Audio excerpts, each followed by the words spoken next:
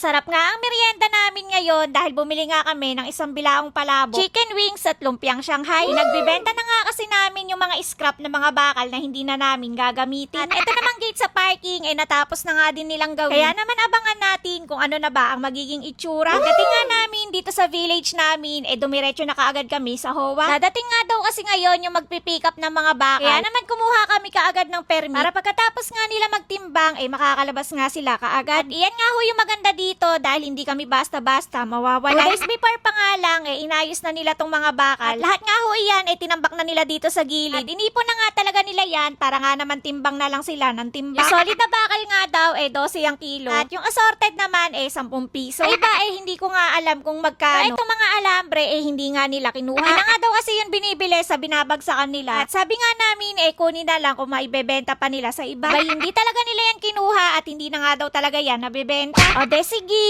At si Willie na nga ang nagbantay dyan at nag-compute ng mga timbang. Ay, yung pagbebentahan nga neto, plano talaga naming ipamerienda. Sakto din kasi na birthday ng isang workers namin dito. At yung dalawa naman, sakto din, naaalis na. Sabi ko, papuntahin na nga yung junk shop dito para makilo na yung mga bakal. At wala na rin naman na kasi kami paggagamitan ng mga to. Kaya yung mga GI pipe at flat bar nga lang ang natira dyan. At pati nga din yung steel deck na natira, pinahakot ko na nga din. Para naman kahit paano, mabawas-bawasan na nga yung mga kalat dito sa barak. Nahirapan nga din kasi sila maglinis dito dahil maraming bakal na nakakalat. Pagkatapos nga nilang kiluhin yan, umabot nga daw ng 2,300. Nung pauwi na kami, nagpa-reserve nga kami dito sa Ambers para kukunin na lang namin pabalik. At bumili nga din si Willie ng mga soft drinks para nga daw masarap ang kain. Hindi naman ka ako siya kasali, bakit ka ako pati siya excited. Sobrang init nga daw kasi at kailangan niya ma-refresh. O de sige.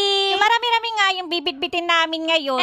Ako pala, talaga namang nilubos-lubos din ni Willie yung pag-order niya dahil lumagpas na siya sa budget niya. Para bang siya yung magbe-birthday at magpe-farewell. Inam na nga lang at matagal na akong na-seminar ni Willie na magbitbit ng kung ano-ano habang nasa biyahe. Kaya naman etong palabok nga nila nakarating naman ng safe na safe. Paglalawayin nga muna namin kayo ngayon at hindi na tinapay ang merienda namin. Eto nga si Willie may baon pa ngang tupperware ng ice cream. Para nga daw makatikim kami at favorite ko nga daw kasi yung palabok. Salamat! Sabi ko nga mag-hi muna sila sa video ko para naman may remembrance pa ako. Dalawang skilled na nga ho kasi yung aalis ngayon. At halos patapos na kasi yung bahay kaya wala na sila masyadong gagawin. Nakakalungkot lang dahil unti-unti na nga kaming nababawasan. Nakakamiss nga yung dati dahil sobrang dami nga namin. Mainam na lang talaga at na-vlog ko nga yung mga ganun. At may mapapanood nga ako noong mga time na nag-uumpisa pa lang kami. Tapos nga namin magkainan, syempre back to work nga ulit. May ginawa nga tubo si Willie dito para nga daw pag umuulan, hindi nga daw mag-overflow yung fish pond niya. At syempre hanggang ngayon kahit patapos na yung bahay namin, madami pa ding nakasubaybay. At kung saan-saang lugar na rin pala nakakarating yung video ko. Tulad nga neto ni Glenn Gonzaga na nasa Riyadh pa. Sheila Ramos ng Tondo, Manila. At eto nga si John Ray, pa-shoutout nga daw sa Burol Dasma, TNVS.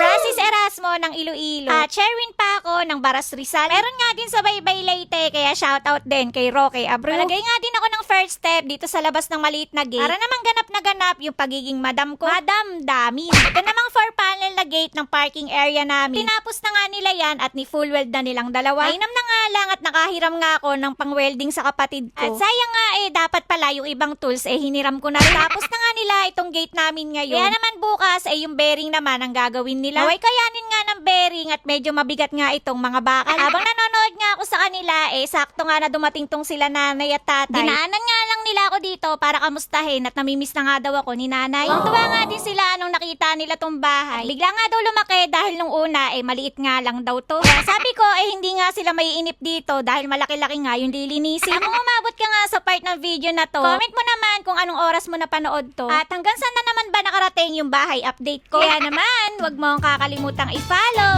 Bukas